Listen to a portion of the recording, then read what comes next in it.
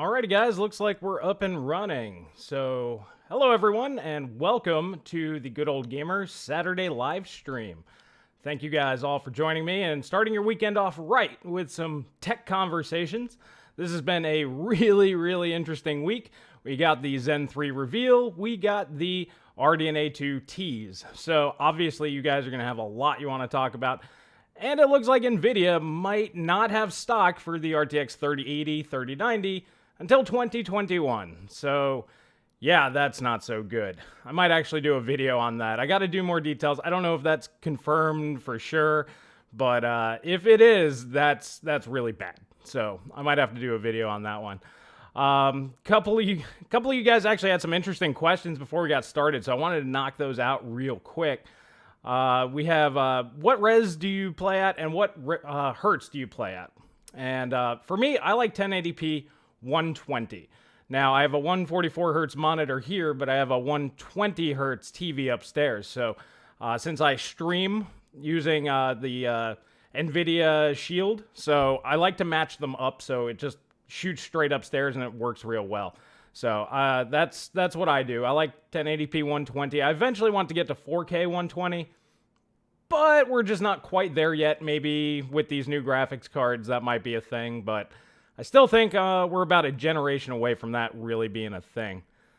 All right.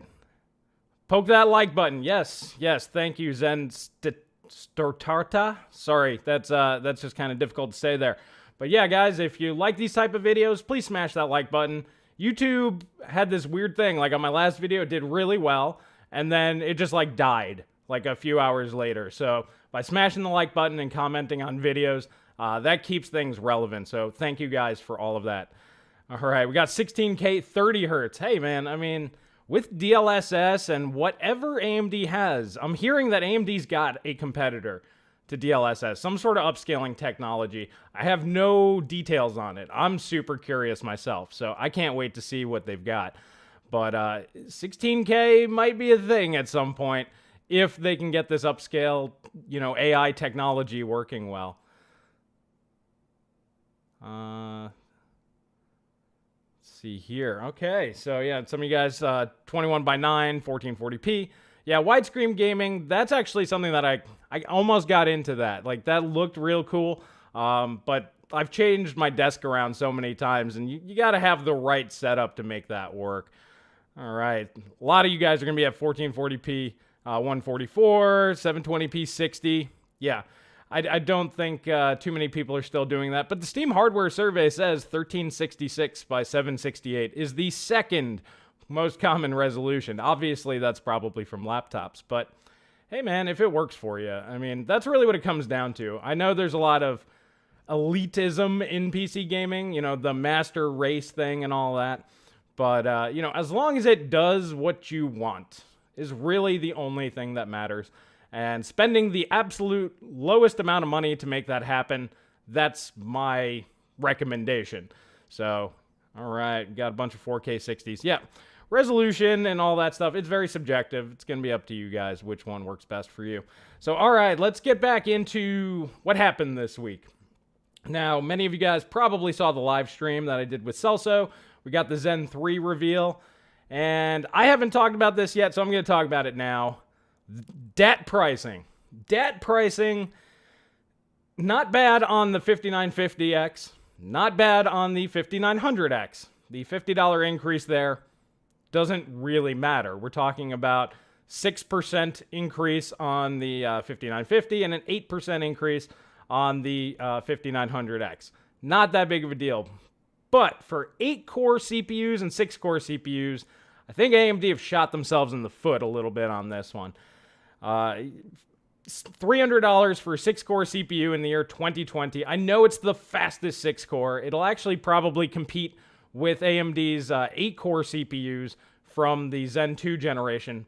But still, I mean, you're basically paying Ryzen 7 prices for Ryzen 5s and Ryzen 9 prices on the 5800X. You're only $50 away from where the 3900X launched on price. So you're basically paying almost a whole tier up. Now, like I said on the live stream, it kind of makes sense for AMD to try to overprice these to get the hyper enthusiasts out there to pay it. Some people will pay this premium because they just will. But it sucks for everybody else. Now, what I think AMD wants to do, like I said on the live stream, they're going to just take Zen 2 and just slot those down and just move those down in price just to clear out inventory. After Zen 2 inventory is cleared up, they'll launch the non-X parts and then probably reduce the price on these. Celso also believes that they'll probably start bundling with RDNA 2 graphics cards. I can see that happening as well. So, yeah, that's kind of where I'm at with it. I mean, I get it from the business perspective. To me, it would have made more sense to leave the 3800X at $399. It's still high for an 8-core, in my opinion. For an AMD 8-core, in my mind, I think like $300, $350, somewhere in there. So even $400 for me is a bit hard to swallow, but at least I could accept that. And then maybe $270 or something, maybe just jack up a few bucks off of the 3800X, just a few dollars more, I think would have been okay. But yeah, at $300, you're basically, in my mind, that's basically an 8-core price. So I think they overdid it there. Alrighty, so those are just my thoughts. I'm kind of curious what you guys think. I'm sure you guys have some stuff in here. 5900X is mine. Yeah, the 5900X, I mean, 500 to 550, it's not a huge jump. And then, of course, going from 750 to 800, that's a drop in the bucket. And those are going to be, you know, the top performers anyway. So you can usually charge a premium there. I think AMD would have just been better off leaving the prices on the 6 and 8 cores alone and just marking those ones up a little bit. Or, actually, I was talking to Paul. We recorded our podcast. By the way, if you guys have not subscribed to the Techonomics podcast, that's where me and Paul from Not an Apple Fan, we just kind of shoot the breeze about all this stuff, just one-on-one. And those come out Tuesdays, and that will be, it's 1 p.m. Eastern Standard Time. We kind of changed it off of our normal stuff, but 1 p.m. Eastern Standard Time, and that's 6 p.m. GMT. So links are in the description there. Okay. Let's see. We got our first super chat for $4.99. Thank you, Dante Armos Tech. Afternoon, Chris. How's it going? I'm doing very well. Here it's morning, but with the new baby, I've been up pretty early. So I've already been up a pretty good bit. That's why I'm pretty high energy on this one. Usually I get up like 2 hours before the live streams. I've been up for like 4 or 5 hours now. So, alrighty, let's see. Me and the guys in your comments section thought CPUs were great, but price was a bit high. Yeah. See, so I harped on the negatives, so let's talk about the positives. Plus 19% IPC. So this is greater than what we got with Zen 2. So this is a bigger jump than Zen 1 to Zen 2. That's really impressive. And I think just overpricing the 6 and 8 core parts really just kind of mired the whole event in you know, it just didn't need to be this way. We didn't have to have this negativity attached to it. If they just kept it at, let's say, $249 for the 6-core and $399, I don't think anybody would have had a problem with the $50 extra on the other CPUs. They could have even jacked up the 5950X an extra $100 to maybe make up for some of that lost revenue. And I don't think anybody would have cared because it's the biggest, fastest CPU there is. I mean, the best of the best, you can always charge that supreme premium for. It's the stuff that the majority of you guys buy. I remember reading one of your guys' comments earlier. He's like, $80 on a motherboard, $200 for a CPU, and $200 for a GPU. Honestly, that gets you pretty much a mainstream gaming PC, or it used to. Now those prices are starting to creep up, and that's when I start getting ticked off, is when you start creeping up the prices on the parts that the average person's going to buy. If you want to fleece the mega enthusiasts, I mean, it works for Nvidia. AMD might as well take advantage of that. So that's kind of where I'm at with it. When I got 19% from a 2080 Ti, I was crazy happy. 19% on CPU side is epic. Yeah, 19% is really solid, and I really want to get one of these on hand for testing, especially for emulation, like RPCS 3 and that kind of stuff. All those emulators, if you've ever used them, they have this shader caching thing that's completely CPU dependent, and it's mostly due to single thread performance. So the higher your single thread performance is, the less likely that's going to happen, or it'll go faster. So I'm kind of hoping at this point, some of those emulators with these really fast single-thread CPUs that shader cache thing will be a thing of the past, and you could just play the game from the jump. So that's one of the things that I'm waiting for. Let's see. Dante again with another $4.99. Thank you very, very much. Okay, so we got Ooch. I remember them days with Baby. Gotta love the podcast, by the way. Thank you. Yeah. Yeah, he's at that point. Of course, he slept through the first 2 nights. He tricked us. He tricked us real bad. He slept through no problem the first 2 nights that we took him home. And then, of course, he's now up every hour and a half. So, yeah, sleep on top of all of this tech stuff going on, all these live streams and stuff. It's been a nice juggling act, but, we're starting to get into the groove of it. So, yeah.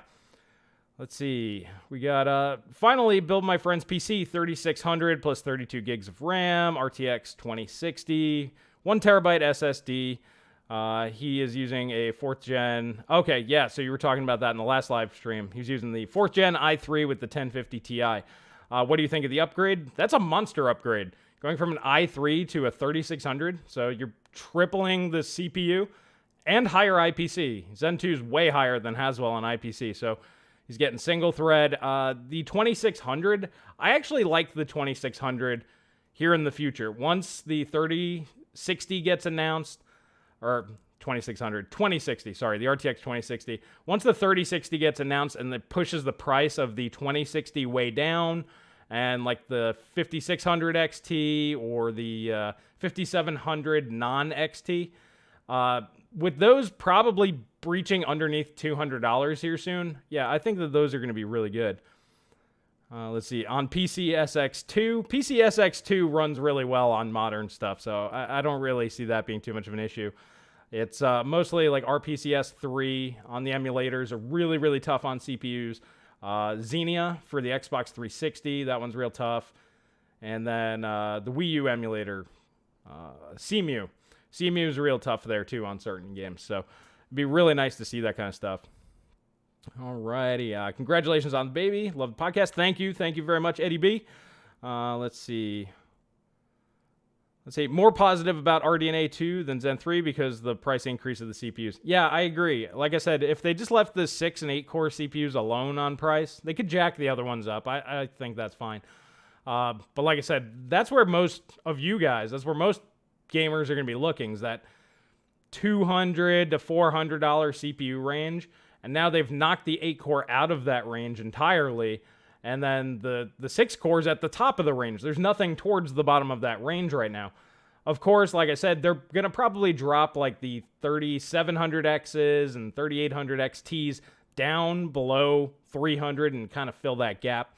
That's just my opinion on that. But it makes a lot of sense. 3900Xs, they were going for about $400 there for a while. They might go down below $400, around that $350 range. So those are going to be really appealing to people on Zen 1 or Zen Plus, because Zen 2 is a pretty big jump. Now, any of you guys with a Zen 2 CPU or better or equivalent, like an 8700K from Intel or better, it might not be worth the jump just yet. Maybe wait for the AM5 platform. That's up to you guys. Okay, so we have a cost a lot. We got another 5 spot. Thank you very much. Do you think the 5900X might have helped the 6000 series GPU perform on next to the 3080, even in 4K? No. At 4K, it would make no difference, especially 4K Ultra. In 4K is more potentially impressive AMD CPU combo. Yeah, so, excuse me, 4K Ultra, the CPU is not going to matter. Even a Ryzen 3600 will perform the same with these GPUs. Now, next generation, if GPUs go up another 50% or something, at that point, it might make a difference. But right now, just look at the frame rates. We know any modern CPU can run most games at least at 120 FPS. And none of those games were hitting that. So, yeah, that's really the way to look at it. All right, Tiago Marquez, thank you so much for the 10 spot. My bet is the non-X CPUs will be Cezanne APUs. I don't think so. I mean, they can bend them down, obviously. Once they have lower quality chips, they'll be sitting there, they'll be like, well, should we throw them in the garbage or should we sell them? And then, of course, they'll make the lower SKUs out of them. My guess is because they're still using the same manufacturing process, the yields are so good now that they don't need any of those, worse clocking chips and all that sort of stuff. So they might just want to sell, like I said, sell the premium products now while everybody's ultra hyped about it, and then clear out your old inventory and then bring in the cheaper stuff and reduce prices. I mean, for me, it makes logical sense. Like if I ran AMD and somebody came to me with that strategy, I'd be like, yeah, that makes sense because we get rid of the old stuff on the cheap. So that'll clear through pretty easy because that's going to look like a great deal. Like if you can get a 3900X for less than a 5800X, I mean, it comes down to if what you do could use more cores or if you're going to take more advantage of IPC. But, excuse me, but a lot of people are going to be like, nah, Zen 2 is good enough, especially at a really low price. But that's just my thought. I don't know. I don't actually work for AMD, but it just makes sense. Let's see. Yeah, upgrade your 8700 to a 5900X so you can get 5 more FPS. Yeah, it's not going to make a whole lot of sense, considering, I mean, AMD is going to be faster, but not by a lot. I'm not sure if I said it on the live stream or on the podcast because I kind of did a lot of recordings real close together. But I'm expecting probably 2 to maybe 5% overall faster than Intel. But it is faster than Intel in gaming, and it will be faster overall. And then, of course, during productivity, AMD is just they're just going to demolish these guys. It's not even going to be close. All right, Dame, thank you for the 2 spot. Any chance 6900X NAVI will come with 16 gigs of HBM2E? Okay, so from everything that I've heard, which none of it's confirmed. I just want to throw that out there. But every single person is telling me no HBM. In fact, some people don't even think there will be an HBM Pro model. So, the business class GPU. I don't think that's the case. I bet there will be an HBM model, but they will be selling them to businesses and basically their Quadro equivalents. I think they will go with HBM there. And if they need to come out with a higher end card, maybe later on down the road, they could, with the defective ones, like what they did with Radeon 7, then eventually drop them down and sell them to us as gaming card. That's my thought, but I can't say for sure. Intel better than AMD for gaming? Well, not anymore. That's really what it comes down to. And something that I talk about on the podcast, I guess I'm ruining a lot of what we talked about, but on the Intel side, the motherboards are just more expensive overall than what AMD offers for you. So the whole platform cost is so much higher. They draw so much more power now that even compared to like Zen 2 is slower at gaming than Intel, but overall platform cost is lower and you're drawing less power, you're producing less heat, which means you're more comfortable while you're doing heavy rendering tasks or whatever it is, heavy CPU tasks. So with all these benefits, like you don't need as big a cooler. Hell, most of the AMD CPUs came with a cooler. That's another crappy part about this launch, is it looks like none of these X SKUs are coming with coolers. Once again, the 8-core and 6 cores should still have coolers. I could see the 30 or 5900X and 5950 not coming with one because they're going to need something bigger. But yeah, so anyways, back to Intel versus AMD. AMD, since Zen 2, has had more advantages in my book. It's worth losing a few FPS for all of those advantages. But that's my personal opinion. But now they're losing at performance and performance per watt and everything. So yeah, they're pretty much done. Let's see here. Funny coming from the delusional fanboy when most people here are objective normally. I don't know if you're talking to me, but okay. Let's see. I got a X570 Aorus Extreme. Okay. Let's see.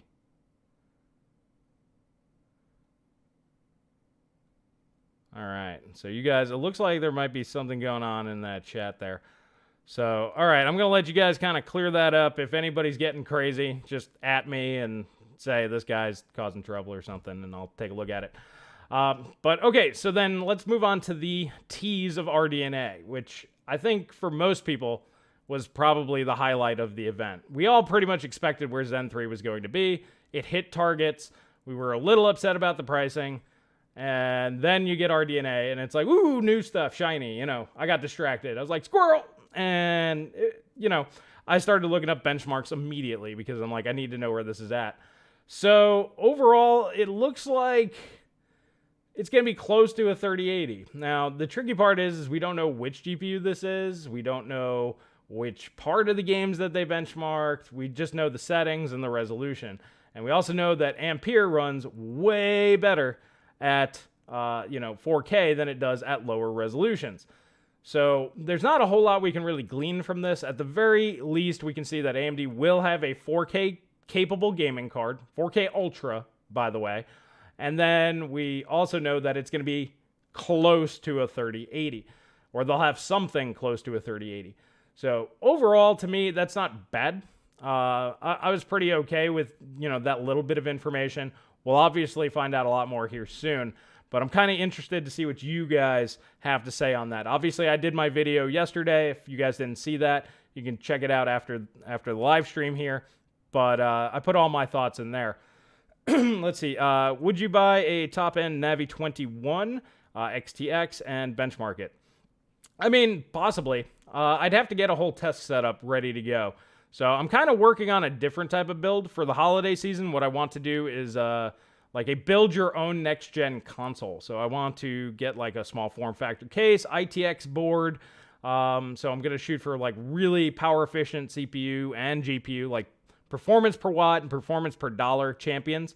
And then have it sit underneath the TV, something that if you wanted a next gen console, but you like playing on PC, so you get all the benefits there.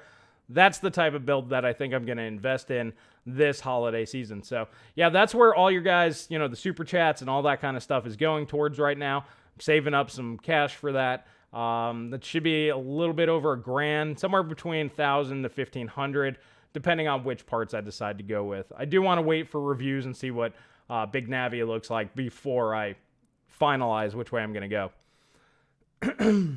Excuse me. Let me get something to drink here. Yeah. All right, so Paul from Not an Apple Fan is causing trouble and drinks too. Well, I mean, I drink as well, but, at this time of day, it's only 11:20 where I'm at. So, yeah, it's a little early for that. I was thinking about doing maybe like a live stream, an after dark live stream.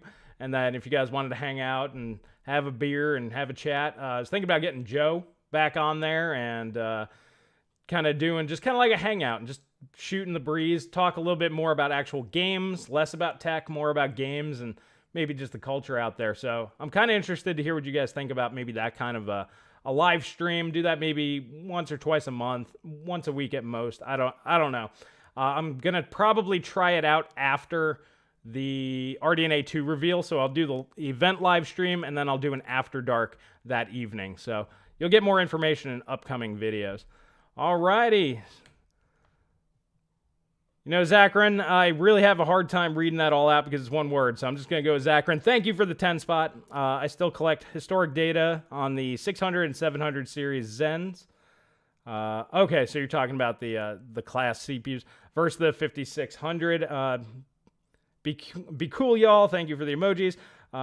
Maybe map, but not pricing. Missing PC World. Gaming emoji. Okay. So that was a little confusing there, but yeah, if you're collecting all the data for the 600 and 700 class Zen CPUs, yeah, that's cool. Just pop it up on Discord, my friend, and I'd be more than interested to take a look at that. If something like glaring really pops out, do a video on it.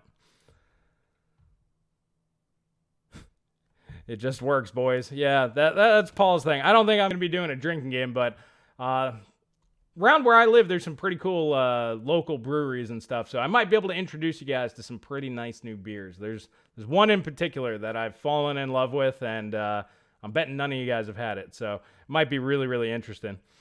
Okay, let's see. 3600X has 6 cores. New consoles have 8, which means 8 cores will become the standard for next-gen games. Absolutely, it will. However, a really high-clocked 6-core with similar or better to IPC, so like a 3600X, could make up the difference. Now, you're not going to get better frame rates than the console because you're basically trying to catch up to its same performance level. But, you know, at 4.4 gigahertz versus like 3.8 gigahertz, that could make up for those 2 extra cores. It's going to be close anyway. Now, obviously, a 5600X with its higher IPC could easily match the 8 cores inside the consoles.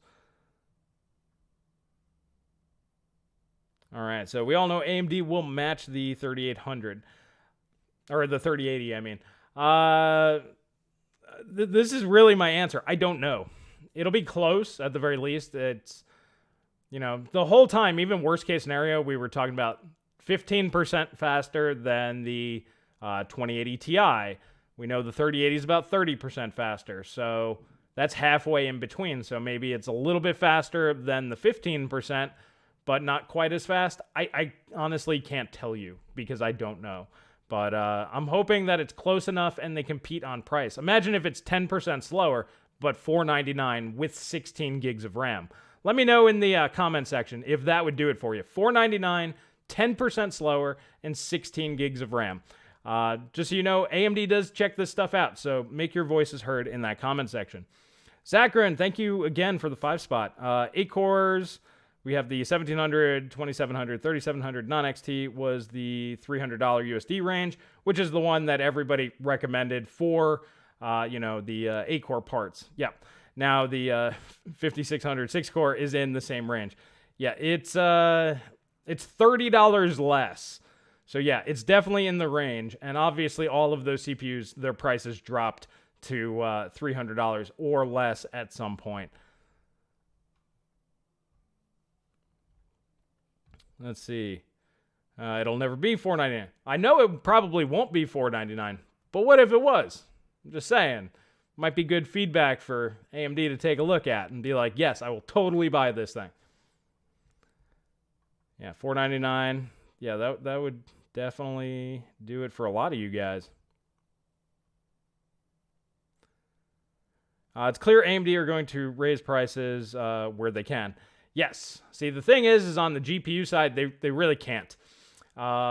Besides if they create a Halo product, if they beat the 3090, they could price it whatever they want. Even if it's only like 4% faster, they could charge twice as much money, and people will pay it. That's the ridiculous part about that whole situation. But if they don't beat the 3090, then they're stuck within whatever range that Nvidia has. And as AMD is the smaller company, their marketing team just, let's be honest, it just isn't as good. They're not going to be able to compete on price. So even if they have the same performance, they still have to charge a little bit less because that'll get all the reviewers out there going, well, this thing right here, it's cheaper and does the same, so you should get that. Basically what they did with the 5700 XT. Trick is they have to make sure their drivers are top-notch, so this way there's no real criticisms anybody can leverage against them. They got to get rid of the hot and loud, and they got to get rid of the driver complaints, and if they can do that, that'll build up that goodwill with the lower pricing. So, yeah, it's possible that they do something like that. Yeah, you guys are all like, there's no way, there's no way. But remember, we're also talking about a chip that might only have a 256-bit memory bus.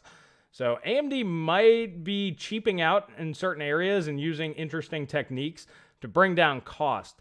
I keep saying it. To me, this feels like the 4870 all over again, where it didn't beat the GTX 280.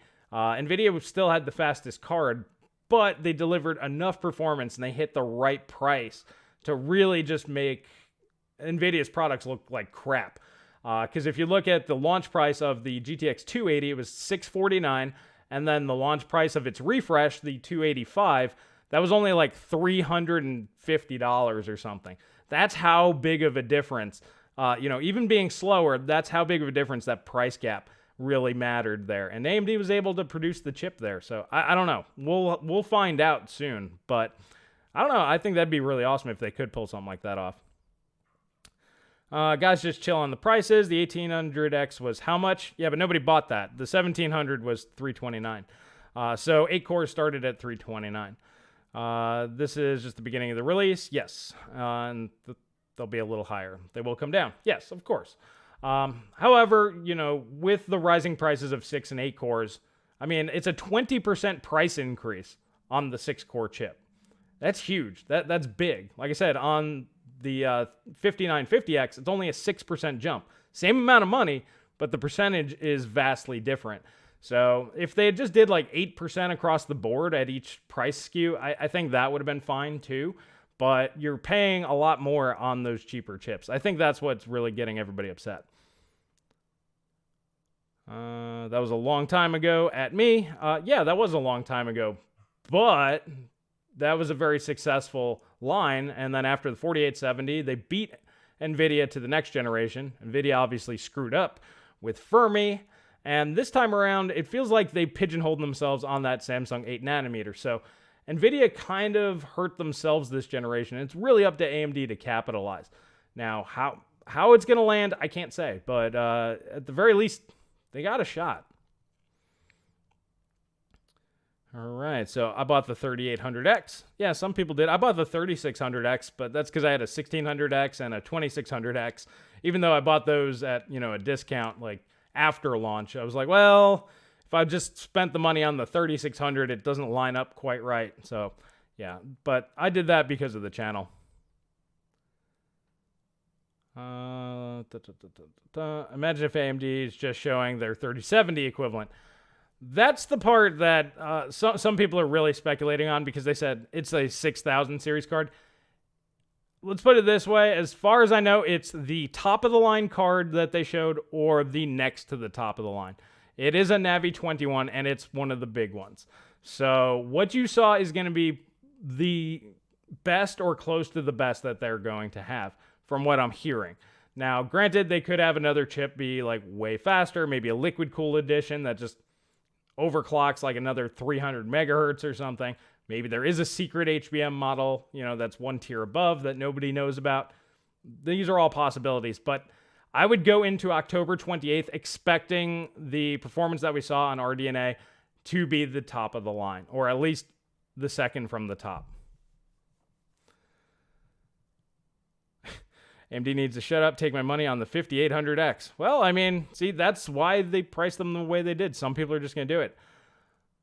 Let's see. Let's show this. I don't know why they're hiding you there, Joker. Let's see. Higher than 80 CU. CUs, do you reckon? I don't know. It's not impossible that maybe it's like 84, and then they're going to cut it down to 80 for redundancy just to, you know, help with yields. I could see that maybe being possible, but from everything we've been hearing for like a year now, 80 CUs has been the number. So, and with Celso's die shot there being about 536 millimeters squared, ballpark, that makes sense. It does make sense. Zachra, another 5-spot. Thank you. RTX 20 wasn't much faster than the 10 series. Yep. And yet got less money on many tiers. Got less memory, I gotcha, on many of the price tiers. Zen 3 is at least 19% IPC over Zen 2, so maybe okay. Yeah, it's one of those, there's no competition, and that's what happens when there's no competition. Like, if we knew Intel had a product that's going to rival Zen 3 or at least be close to it coming out soon, these higher prices would be an even bigger deal. But they don't, and basically AMD with Zen 3 is just competing against Zen 2. So all they got to do is just lower the prices of Zen 2, and then poof, they're doing good again. That's, I think they should have announced that. They should have announced Zen 2 price cuts at the event, and then I think everybody would be just fine with it. So, like, if the 3600 was dropped to, like, 150, 3600X, like, 180, 3700X, 250, you know, like, really substantial price cuts, I think everybody would be like, well, you can buy that. And I do think that that's probably going to happen. They just should have announced it at the same time, I think. GOG likes DBZ. Nice. Yeah, love DBZ. DBZ everywhere. I got everything on Blu-ray. Just loved it ever since I was a kid. Now I have a son. Wanted to make sure that he's going to have access to all that. So, yeah, DBZ has always been fun. I think that there will be an 80 CU and 72 CU. They could even go down to 64 CUs if you think about it. unit or variant with maybe a third variant that's 80 CUs with a liquid cooler. I agree. I'm pretty sure they're going to push TDP to the max and just slap a liquid cooler on there and say, hey, if you guys want to spend X amount, some crazy amount of money for it. Liquid cooler for $700. I don't think so. If they're going to go liquid, it's got to beat the 3090, and they're going to charge like $1,500 for it. I think they're just going to make like the crazy SKU that they don't expect anybody to buy, but they'll make like 1,000 of them, and if they sell them, great. If not, well, who cares? They only made 1,000 of them. So I think that they're basically finding out if you have that top SKU, even if it's by 1 or 2%, you can literally charge any amount of money you want, and some people will buy it, which is crazy. For normal people are going to spend $699 on 3080s and whatever its competition's going to be. Let's see. Whoa, 200 spot. Not sure how that equates over, but thank you very much. I'm going to mess this up, my friend. That's Azurit Shinha. Sorry if I butcher your name. I really tried on that one. You can put it in the comment section. I'll try to do it. What annoys me about Zen 3 is the choice of buying a non-X part is unavailable. Yes, it would be nice if they'd done that. Plus, higher Zen 3 prices means that there's a possibility that the prices for Zen 2 to remain the same. Yes, that's my fear. And if they don't reduce the prices of Zen 2, basically if they don't line up the game plan that I'm spelling out that makes sense, if they go with the plan that doesn't make sense, then yes, I'll be doing videos and we'll be talking about that, because it's just going to be bad business, because they're essentially just becoming Intel. And they're doing it too early. Now, they just finally beat Intel. Zen 3, faster than Intel. Nobody's going to be denying it. Zen 3 will be the benchmark setup for all GPUs moving forward, all of that stuff. They're going to get all of those accolades. So if they ruin all the goodwill that they've built up with Zen by not reducing Zen 2 prices and making things make sense, this is going to be, they're going to basically just shoot that goodwill out the window. And I don't think that they're that arrogant yet, but they're on their way. This is the reason why I don't want Intel to fail. Intel needs to have a threat in the future, but looks like they have nothing, and that's the real shame. All right, Paul Lasky with the 5 spot. Thank you. You get a tip for coming across as one of the most sincere, nice YouTubers. Peace. Thank you. Yeah, I just try to give it to you guys and, my honest opinions. I don't have really like any big sponsors. There's nobody pulling my chains. I have no affiliation with AMD, Nvidia, or Intel, or any of the AIBs. So yeah, I just look at the situation, take the data in, process it, and try to just figure out what makes the most sense. What's really frustrating is sometimes, like I said, with the Zen 2, game plan that I kind of laid out for you, lower the prices, make everybody happy.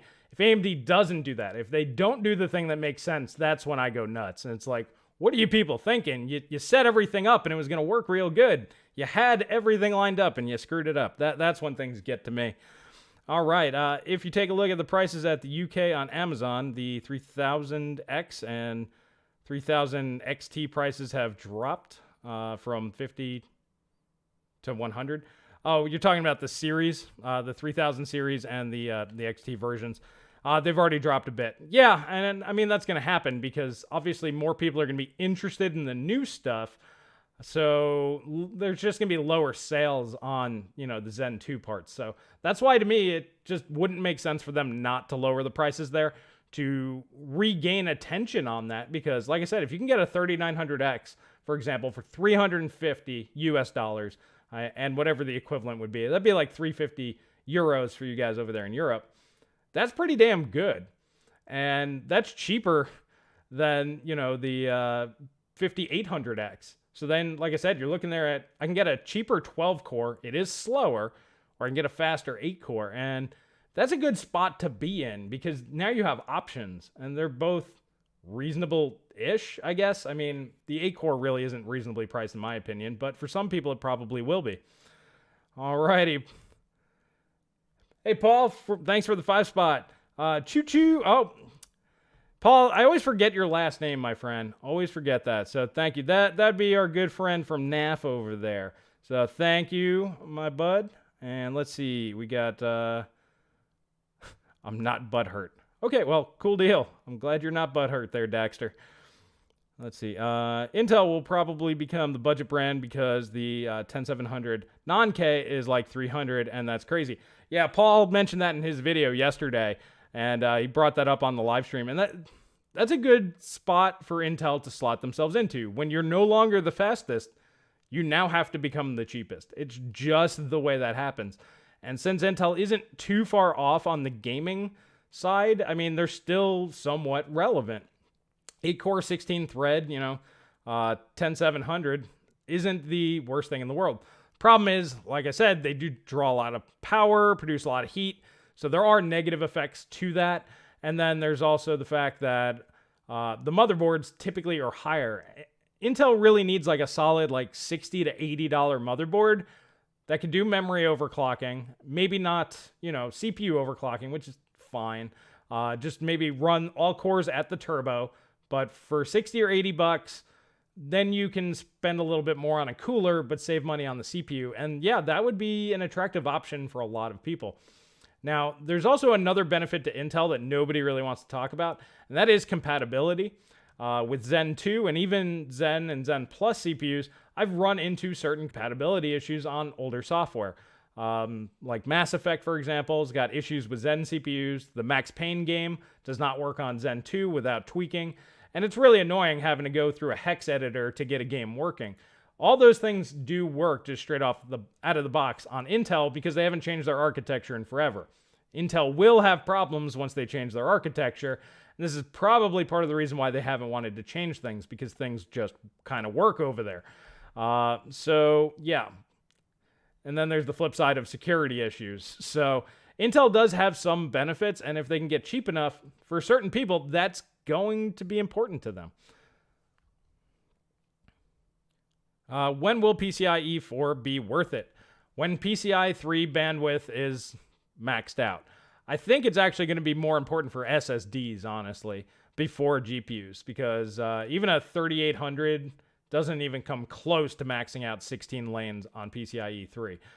But if you want like 5 or 8 gigabyte per second SSDs, then you need PCIe 4. So for you guys out there that want to eliminate load times, it's going to be really important to move to PCIe 4 or 5, which I hear is coming in the not too distant future. Now, if you don't care about that and you're okay with 5 or 10 seconds of a loading screen, PCIe 3 is not really going to be a bottleneck anytime soon. The AM4 platform was a stroke of genius. It really was. Back when Zen launched, AMD's like, we want to cram as much value as we possibly can in our offerings. And yeah, the whole backwards and forwards compatibility really was kind of the nail in Intel's coffin. But I guarantee you that's going to be one of the first things that they get rid of once they move to the next platform, assuming that they still have the performance lead, which looks like that they will. I'm betting we need to start expecting them to start going to the motherboards only last 2 generations and that kind of stuff again, because of all the issues that they've had, getting like B350s to run Zen 2 and, B450s and X470s are only going to get Zen 3 compatibility in like January, so months from now. So even for me to test these, I'm going to actually need to go out and get a new motherboard because I have an X470 and I'm like, well, I don't care about the PCIe. I have a 2 terabyte PCIe 3 NVMe. So for me, that's fine. But if I want to test one of these things, now I have to get a motherboard just to do testing. And I think in the future, AMD is going to be like, well, maybe Intel was on with something by limiting the generations. So it was good for them to get in the door. But now that they're winning, I think that's going to be gone.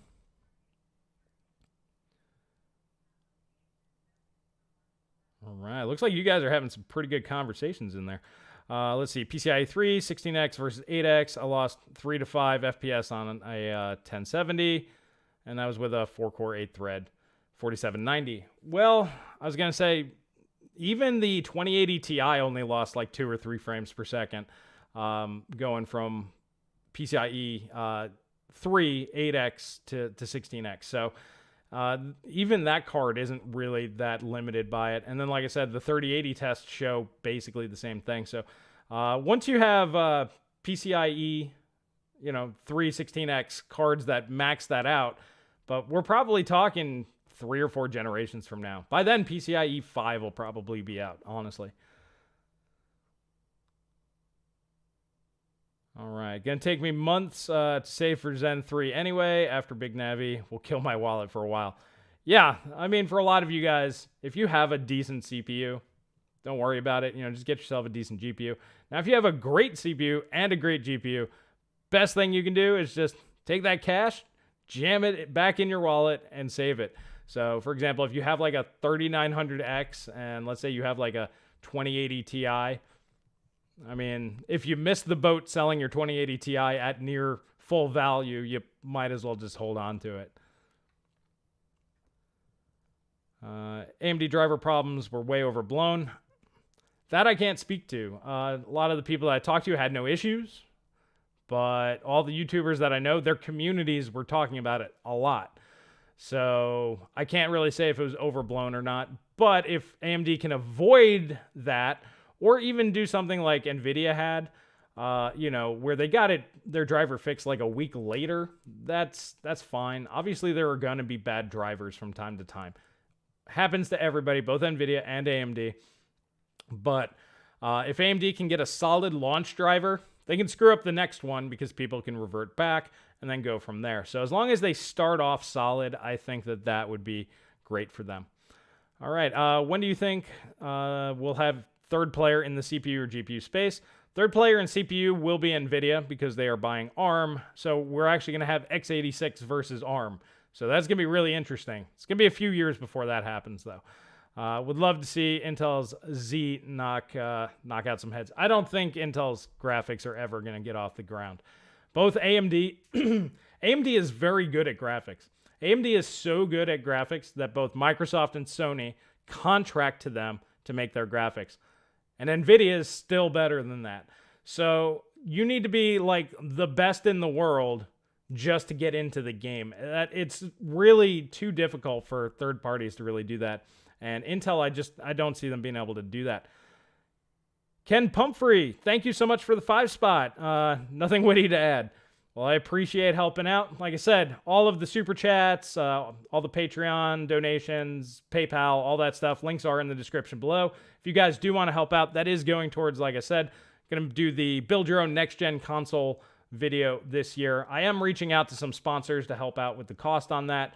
See if I can get somebody to donate like a motherboard or a RAM kit or something like that. And I'll just be like, hey, this is a really good RAM kit. It did the job. And then I'll show it to you.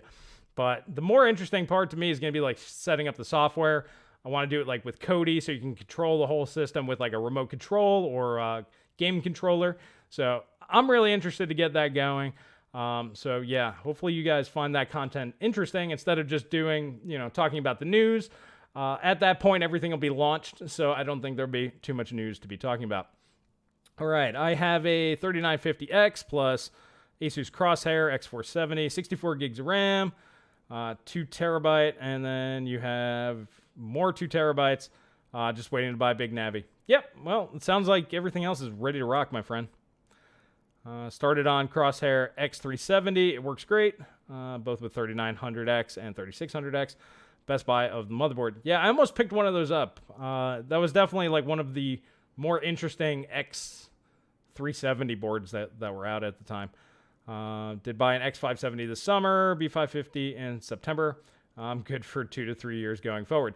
You're good for longer than that. Honestly, I'm pretty sure AM4, like if gaming is your primary thing, and that's mostly what you do or is the most demanding thing that you do on your PC, AM4 is going to last this entire console generation. So till the PS6 and whatever they call the next Xbox, till those come out and our games are being developed for those, I still think AM4 is still going to be kicking pretty good. Just like how we see Sandy Bridge is still fine today, as long as you have 8 threads or higher. All right. Raja is a stone about Intel's neck. Not really sure what you mean, but yeah, they're not really like leaking a whole bunch. But honestly, From everything that I've heard, Intel is basically just one chaotic mess. Just think of like your internal government politics, except it's a company, a for-profit company. Yeah, that's never gonna work. That's kind of what I picture in my head. Should we now go for X570 or B550? I like B550 better personally because it draws less power. And I'm all about using less power and getting most of the same features. That's just me though. X570 is better if you need more PCIe 4 lanes. So if you're gonna do Crossfire or SLI, maybe. I don't really think that's gonna matter a whole bunch though. Do you expect more board partners to come out with a fanless refresh of the X570 like Asus did? I would assume so. Realistically, I was expecting an X670 to be based off of the B550 chip just with the X570 feature set. Now, we haven't heard anything about that, and it doesn't appear like that's going to happen, so I do find that strange. Perhaps they just refined down the X570 chip to draw less power, and if that's the case, yes, I do expect every motherboard manufacturer to refresh so you don't need a fan on your motherboards.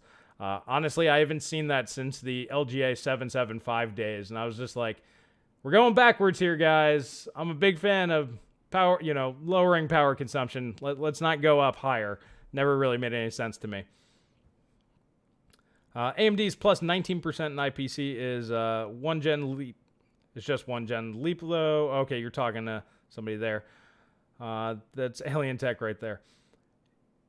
Oh, in just one thing. Yeah, well, not really. I mean, back in the day, we used to get 19%, 100% IPC. I mean, mega IPC increases.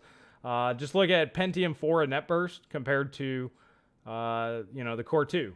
I did the whole IPC test. If you guys haven't seen those, I did those a while ago. There is the playlist. You can check them all out. And I basically go all the way up through the 9900K. That's kind of when I stopped. Those videos didn't do very well, but I have charts in there that'll literally show you the jumps from one generation to the next. And they were all normalized, tested. And yeah, we used to get way bigger than 19%. But yeah, 19% nowadays is unreal.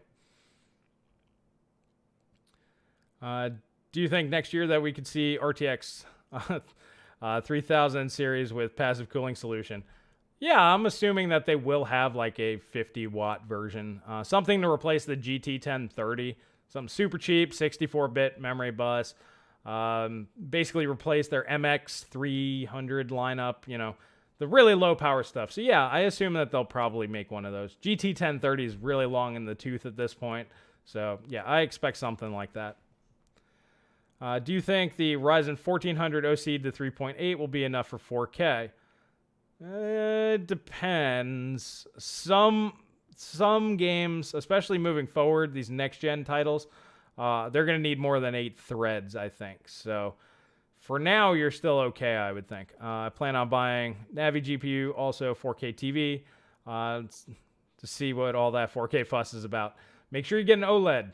If you're going to buy a 4K TV, make sure it's an LG OLED. They cost a lot more, but they're a lot better. So I would spring my extra cash there.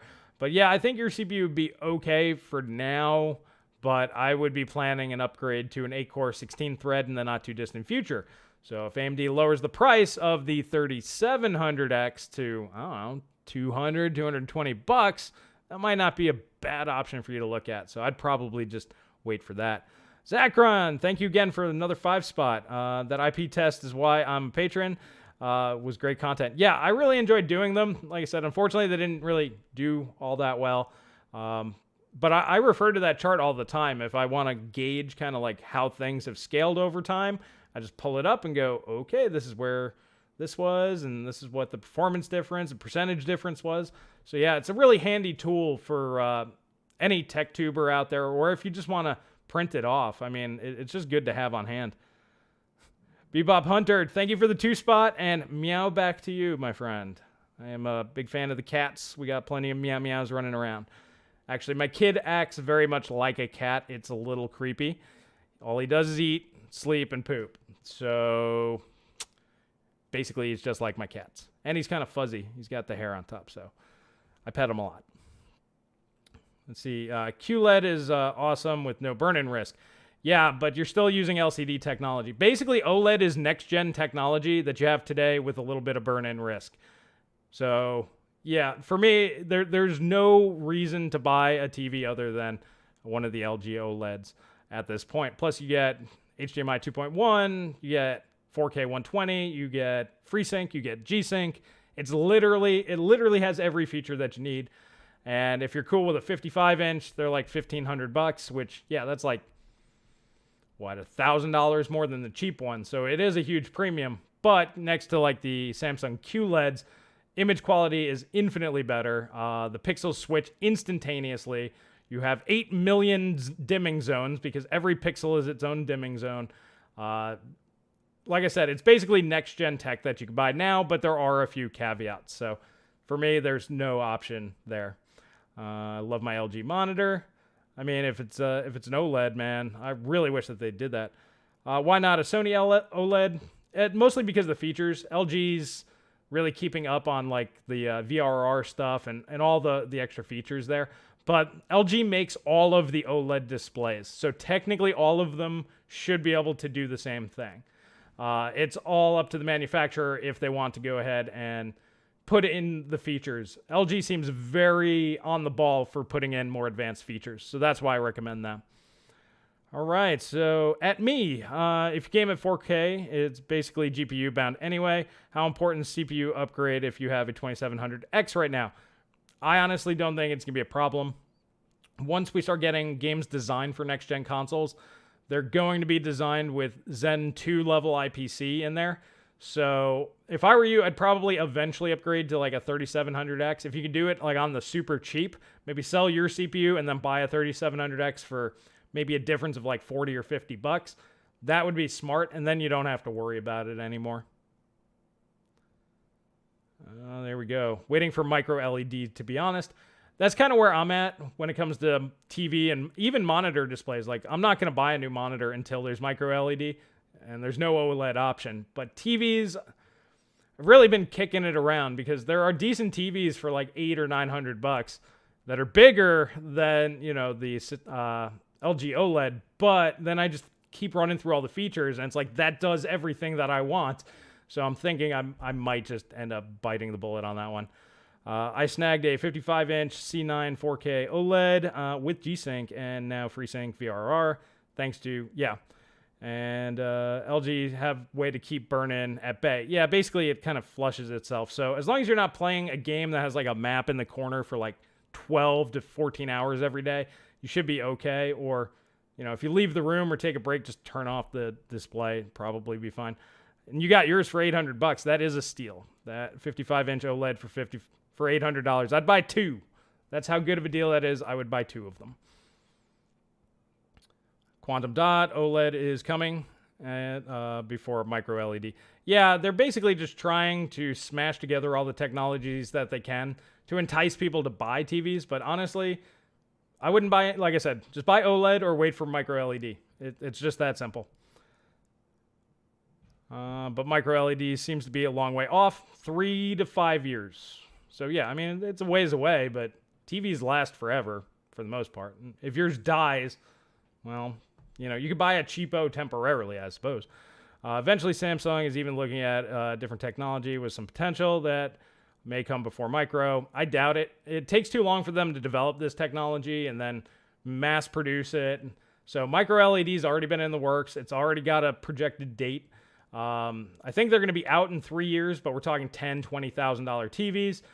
Before they're priced where any of us would even consider buying them, we're probably talking about that 5-year mark. Take a few years for production to come down on cost. So, yeah, it's still going to be a little ways away, but like I said, because it's so far off, that's the other reason why I'm like, well, I can get OLED now, and who cares if it burns in like 5 years, because then I'll just buy another one. But I don't really think that's too much of an issue.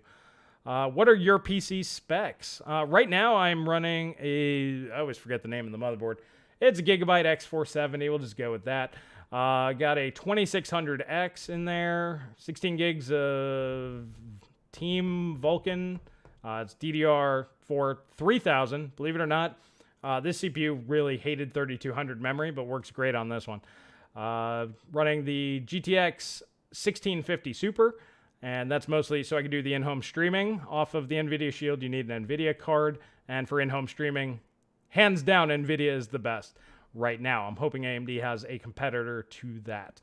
Power supply, I got a Rosewell modular 850 watt something or another. And Blu-ray drive, you know, normal stuff. So, yeah, so nothing super crazy.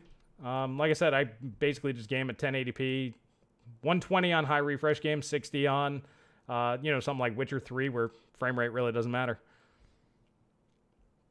Plasma was the last good technology in TV, just too expensive. Well, Plasma had really bad input delay and input latency.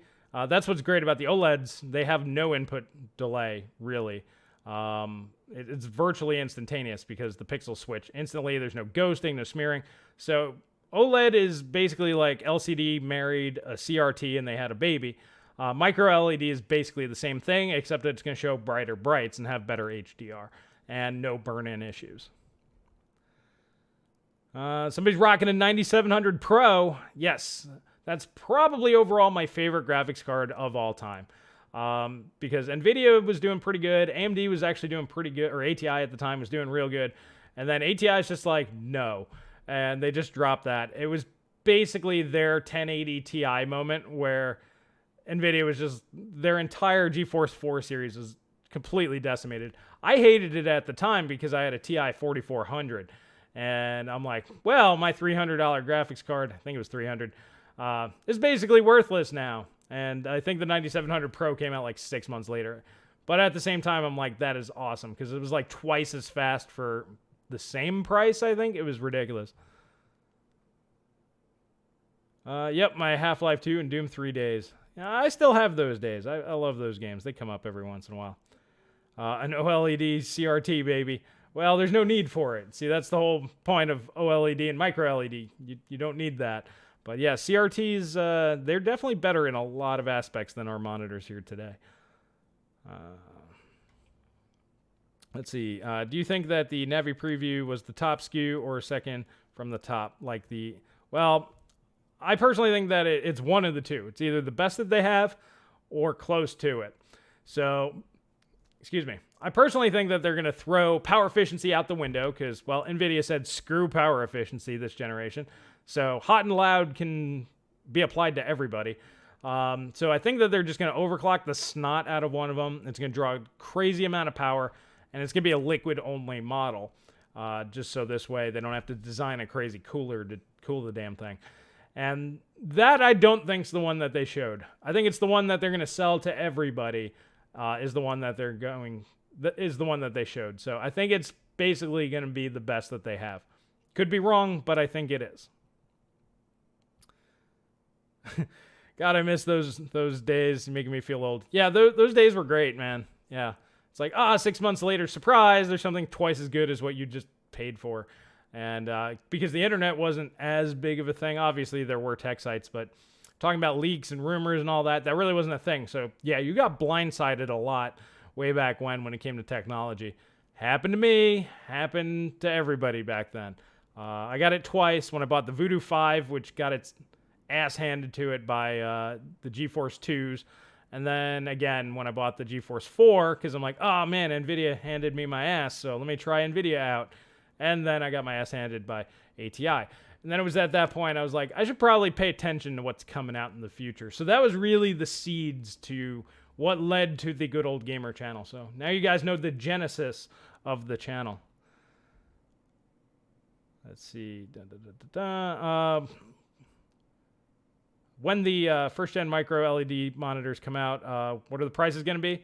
Well, they already make them. I think the first one's $100,000. Like, if you want one right now, you can get one for 6 figures. They will build it for you. When are they going to be reasonably priced? Like I said, 3 years is what I'm hearing is going to be best case scenario. More likely 5 years, though. So, somewhere in there. I hated my 6600 GT. I actually had one in a second build. It wasn't bad. It was like $200. It was about as fast as like a 9800 XT from ATI, which was the previous generation's top tier card. So like it really wasn't that bad. Big problem was most of them only had 128 megs of RAM, which go figure, Nvidia back in 2004 giving you half the RAM that you really needed. They screwed me over several times. Yeah, everybody's run into that. Hey, I just bought this thing and 3 seconds later it's out of date. I mean, that's late 90s, early 2000s, happened all the time.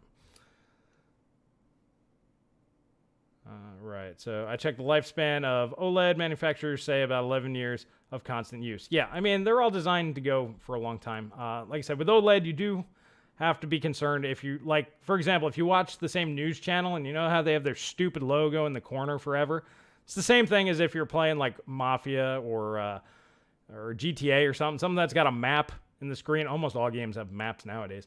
But if you play it for like a really long time, day after day, without shutting the monitor off to let it cycle, it will eventually burn it in. But like you have to really push it. So like 8 hours a day, even like up to 8 hours a day for like 5 months of the same thing. Even that, I think rtings.com, they did a test on it and I think it was still fine. So yeah, you really actively have to try to kill an OLED. So the burn in to me is not really an issue, but you do have to be aware that it's technically possible. All right. Somebody really loved their 6600 GT. I thought it was good. It was a good $200 card at the time. Beat the snot out of the X700. I was really disappointed in that because back in that day, ATI always had the fastest card. It was Nvidia that you were hoping would catch up, and they actually did win that generation as well. The X850 was faster than the 6800 Ultra, but at that price point, the $199 price point, Nvidia did win. And back then I was like, yay, go Nvidia, you're the underdog. Yeah, that's right. Nvidia used to be the underdog. They sold a hell of a lot more units though, but they were the underdog for a very long time. Any recommendations for a good $100, $150 IPS monitor? Looking for decent second monitor for productivity. Honestly, I don't really pay attention to the monitor market because I have no interest in it. Normally what I'd recommend is check out Tim from Hardware Unboxed. He does really, really great in-depth reviews. He just did a video like the best budget monitors. I would check that video out. He might have something in there for you. What components do you plan to upgrade this year, next year? Well, personally, I'm still debating on which class of GPU I want to do. Actually, let me ask you guys, what GPU class are you more interested in? X70 class, so like that $400 to $500 price point, or the 60 class, that $250 to $350 price point. But I want one card from each manufacturer, so this way I can benchmark new games and show you guys, you know, which card wins in which game, and you know, kind of have an even comparison there, like I did with the RX 580 and the GTX 1060. So really interested to see which range you guys are more interested in. I was going to do a poll on that, but I can ask you guys now. And then as far as like CPU and GPU, I'm going to wait for a Zen 3 65 watt 8 core. That's what I really want. So basically a 5700X. That's what I'm interested in. And I'll pick up a B550 motherboard. Paul over there from NAF said he could help me out in the meantime. He's thinking about floating me a 3700X for a little while. Let's see, 60 class, looks like 60 class, 60 class, 70 class. Let's see, 60. A lot more of you guys are interested in the 60 class than I thought. I figure it would be one of these two. These are obviously the two most popular classes out there. We got a few 70s, more 60s, 60s, 70s, 70. All right. Okay, so it seems reasonably split. So what I'm going to do is just kind of wait on the cards to come out, and then I'll decide. So, for example, if I'm like, I really like the features of, let's say, the 70 class over the 60 class, I might go that route. But, yeah, you guys are pretty well split on that. So either way, I think looks like it'll be interesting. Let's see. 400, 450 is max I would ever go on a piece of technology. Me too. I did it once. I bought a X1900 XTX, and I think that was $599. That was the most expensive graphics card I ever bought. But I think it was $599 MSRP, but through my work. I got a discount. I think I got it for like $450 or something. So technically it was like a $600 graphics card, and I got it for $450, and that was one of the reasons why I bought it. But yeah, I was like, never again. I sold that thing off pretty quick because I just can't stomach spending that much money to play video games myself. Let's see. At least just on a video card. Like a console, you get a whole system at least. I got my Crisis rig with a Q6600 Go. Go stepping. Gotcha. And 2 GTS 450s and SLI, and it runs more games than you would think. Yeah, I mean, the 450s, I believe they were, I don't know, was that actually Fermi? I know for a long time there, the 50 class on down was usually the previous generation's technology. I think that was the 250. 250 was the previous. So yeah, I mean, for older games, yeah, that's a pretty solid setup right there. Nice Windows XP rig. 60 class makes people think of 2070 Super or 2080. I'm thinking this time around, yeah, probably 2070 Super range. That'd be my guess. And it's also going to be $300 more than likely, at least from Nvidia. AMD might undercut them a little bit. $300 is what I've always bought. GTX 260, 4870. Once again, 4870. It launched at $299. That was the crazy part. GTX 970 and now an RX 580. Yeah, 300 is typically where I kind of cap out at. I'm okay with pushing it a little bit further. I mean, I've done those videos. Money doesn't quite buy what it used to. It's just the way the world works now, unfortunately. So I'm okay with going up a little bit, but yeah, pretty much anything past the $400 mark, I'm pretty much not happy with it. But if all of you guys really want to see that kind of stuff, you know, it'd be worth a little bit extra to make you guys happy. Let's see, 3060 at 250 or less, or 50 class. Yeah, the $250 price point is probably going to be a 50 Ti class, and then you'll have the 50 at 200. There will likely be a tier below that. I'm betting this time we'll see a 40 class. That'll be your 150 range, and then like 129 will be the 30 class. So yeah, everything's going to go up on that end. We already see it this time around with the 50 class moving from like the $100 price point to the 150. So yeah, those are all bumping up because the sub $100 graphics cards, let's be honest guys, APUs have just killed that market. There's really no reason for it. You can just pick up a CPU and a GPU that'll perform the same. RTX 4070 will be faster from the 3090. I doubt it. It'll probably be close. If Nvidia does what they did this time around, I'm thinking they obviously with the node change, the node shrink, they'll get a lot of extra performance there. So yeah, 4070 should be close to the 3090, I would figure. And it'll have 16 gigs of RAM, but we'll probably get 3070s with 16 gigs this time around too. Alrighty guys, so we're going to go for about 20 more minutes. Get in all of your questions here. We'll go ahead and see what we got.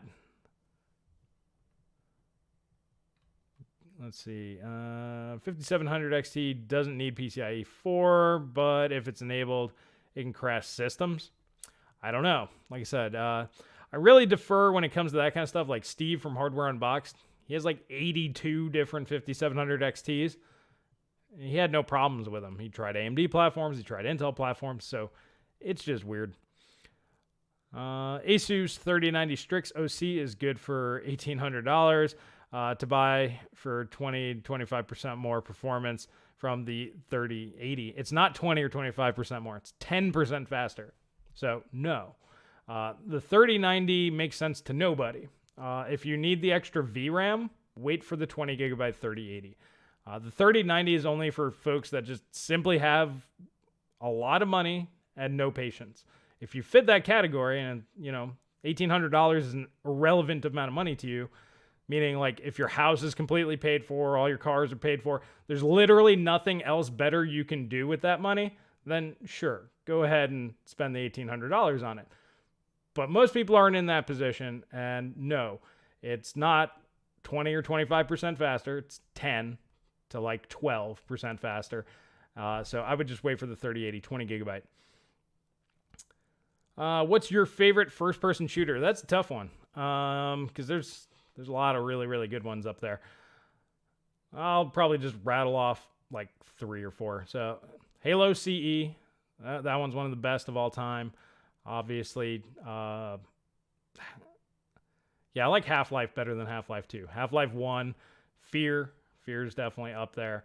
And then trying to pick something more modern that's really good. Obviously, Doom 2016, but yeah, here recently there haven't really been anything all that great.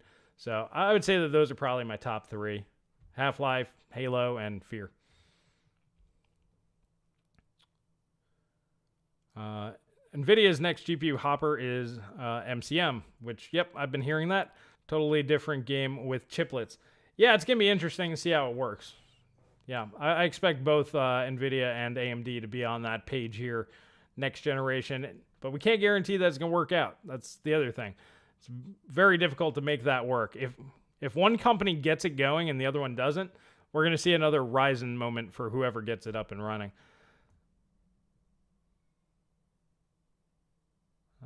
Let's see. Somebody's like, it's only $1,400 though. Well, 3090s, if you want to actually buy one today, it's going to have a premium on it. Obviously due to stock levels. Oh, yeah, I didn't really touch on that. So do you guys actually believe that NVIDIA's GA102 dies? They're basically going to be, most of the shipments going to get pushed back to 2021. I don't know. Like I said, I got to do a little bit more homework on that, but it's going to be really bad times for them if you can't actually buy a 3080 and let's say AMD's card's out and it's almost as fast. That's going to be really, really bad for NVIDIA. Let's put it that way.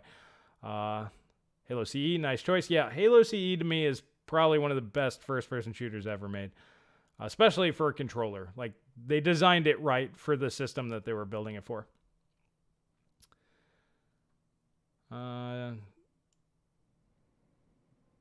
Gotcha. Okay, so David Hewitt's doing something over at Nerdgasm. Yeah, I'm a big Stargate guy, so if you guys want to check that out afterwards, we're going to be wrapping this up here in just a little bit. AMD has much more experience with MCM. Yeah, but just because you're more experienced doesn't mean you're better at it. You know, there's always some newcomer that can show up and just be better than you. So it's one of those, they're both going to be shooting for it. MCM is going to be the first step, then it's going to be 3D stacking, I believe.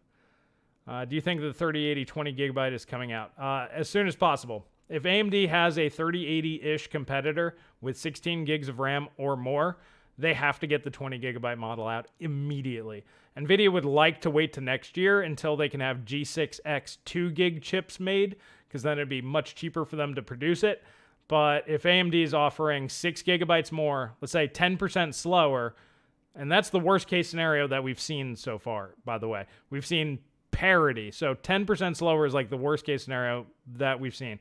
So anyway, let's say it's 10% slower plus 6 gigs of RAM, and let's say it's $50 to $100 less.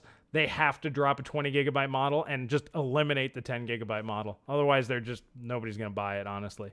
Well, people will buy it, but any informed buyer and all the reviewers, nobody will recommend that over the NVIDIA card. And those that do, you can put your shill alert on, because obviously they're not telling you the truth.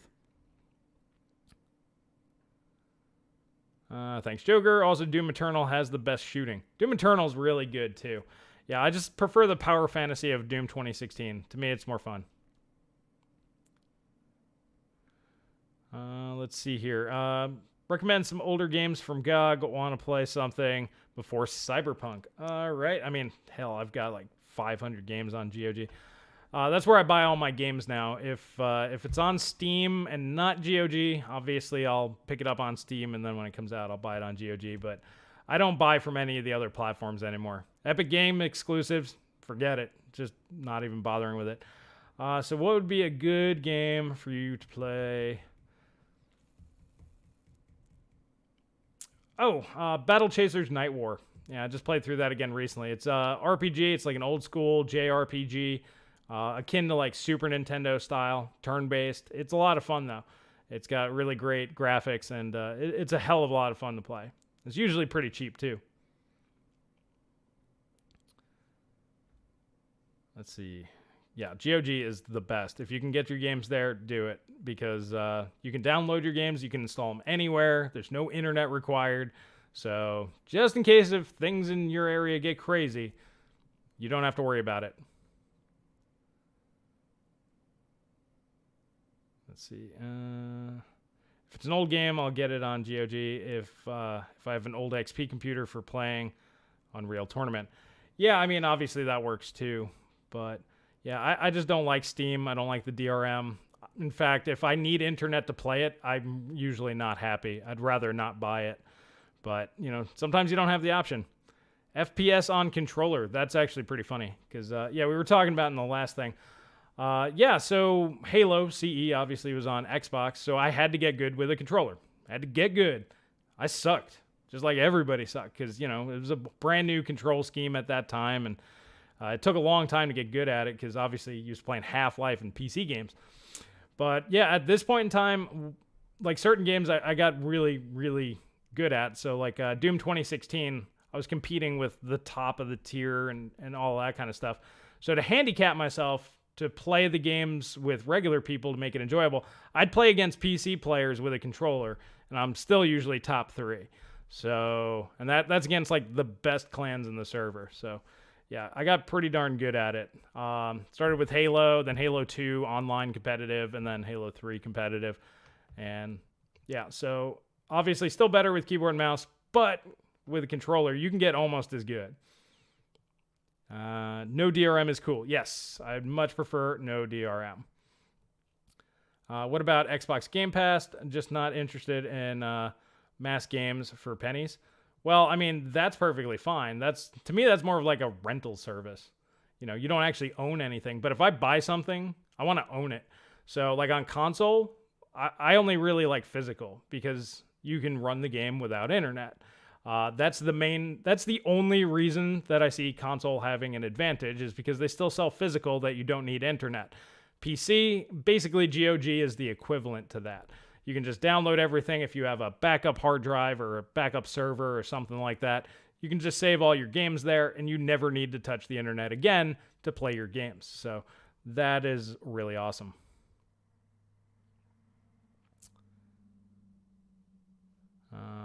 Let's see.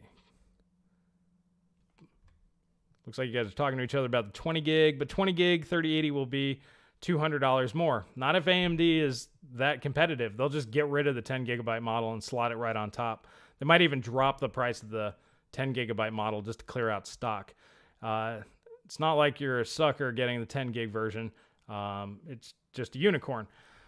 Yeah, no, the 10 gig version will last a little while. But let's be honest, if you're going to wait a few generations to upgrade, so let's say you skip the 4000 series GeForces and you want to go to the 5000 series, that 10 gigabytes is really going to be showing its teeth towards the end of that. The 20 gigabyte model should still be cruising just fine, just like a 16 gigabyte card would. So it's one of those, if you buy a card every generation, yeah, the 10 gigabyte model, it's going to be perfectly fine for you. But if you keep your cards for a few generations, it's not ideal. Problem with physical games now is that you're buying half the game, you install, then download huge patches. It's so annoying. Well, when I buy games for consoles, I wait for the Game of the Year editions that have all the patches, have everything. So this way, you just pop it in, and then there you go.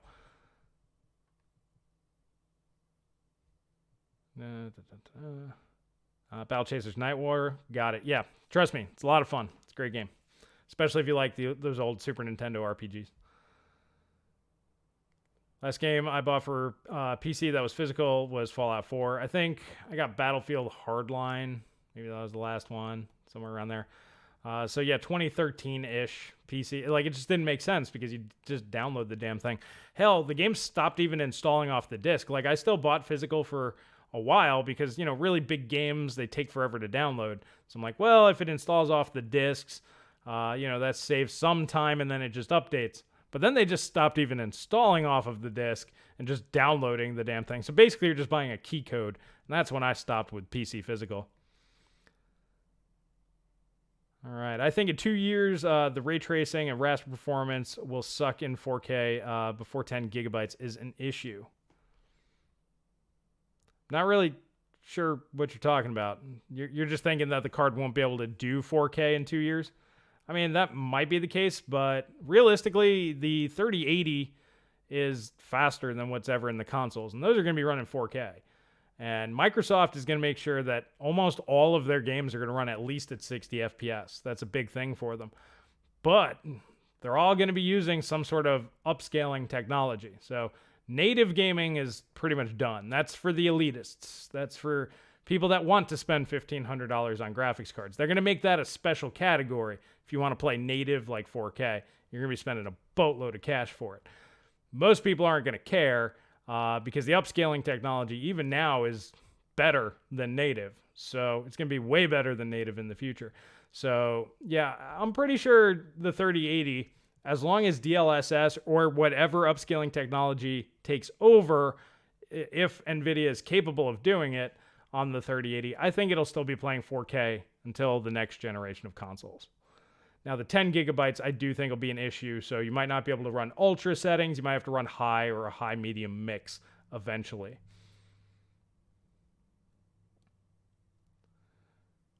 Alrighty, so you never buy into the hype.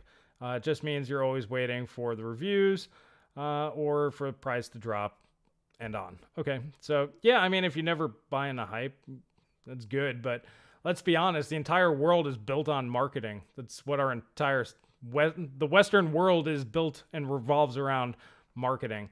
So yeah, it's not really the best way for things to go. I mean, that's why I usually poke holes through it. But you know, most of the videos where I'm just talking about, you know, the latest rumors and stuff out there, they do a lot better than if I break down actual technology. People are mostly interested in that kind of stuff. So hype sells, man, and some people want hype over actual things, which is even crazier. You don't really see it until you have a YouTube channel, but yeah, people just want hype and they want it all the time. I try to keep it within the realm of reality, but sometimes it gets the best of me. You know, like I'm really interested to see what RDNA 2 can do here because they have a real opportunity to shake things up. Used to buy WoW hard, copy every 2 years. Last one was Draenor. Yeah, I never really got into WoW. MMOs, I tried. It's just too much of a time suck. I just couldn't get into it. In my 20s, I was always out of the bars. So like games were a big part of my life, but it was like when everybody else was busy. So most of the time I was out. A buddy of mine was a DJ, so we would just go wherever he was playing. We'd get free drinks, shooting pool all the time. And yeah, if I wasn't working or out, I was basically sleeping. And then when I needed recovery time, that's when I like burned through a couple of games and then just went back to it. Let's see. Just wait, and wait. Yeah, see, eventually you got to bite the bullet and buy. I think right now is actually going to be pretty good. Once we know what AMD has, you will have enough information to then form an informed opinion on whether or not you want to buy that, you want to buy this. You'll have all the details, and we can pretty much guess what these slower GPUs are going to be based off of the bigger GPU performances. So, and we can also kind of guess the pricing. So you'll have a pretty good idea of what's going on. My kids are my WoW now. Yeah, basically that's your time suck. Yeah, my little dude's been it's the YouTube channel and him, and that's basically all I've been doing. But so yeah, this is my escape. Hanging out with you guys. This is my oasis. So I really do thank you guys. We got I think it peaked a little bit over 500, maybe around 600 this time around. So I really thank all of you guys for joining. We only have 205 likes though. So if you guys are still here, smash that like button. We got try to get that a little bit higher. Tell YouTube that you guys actually like this stuff. You're not just here judging me the whole time. Let's see. Looks like you guys are talking about some stuff there. EverQuest. All right. So, yeah, you guys are definitely getting into the game stuff. Maybe, like I said, during that After Dark live stream, we'll talk a lot more about games, old games, new games, what I think's good, what I'm interested in, what you guys are interested in. So that'll be October 28th. I believe I'm going to start that 9 p.m. Eastern Standard Time, of course, every Saturday. We'll be here. We'll do the standard live streams. But, of course, October 28th, the RDNA 2 reveal event. That's going to be with Celso from Cortex. So look forward to seeing you guys there. And if you're not subscribed to the channel, totally jump on that. This way you get informed whenever these live streams and events will be going. So, alrighty guys, I'm going to get on out of here today. I hear little dude crying, so I'm going to go see what's going on there, play with him, and we're doing family pictures later, so I got to get cleaned up a little bit. But alrighty guys, thank you so much for joining. Look forward to seeing you guys in the next video and the next live stream. Till then, catch you guys in the next video.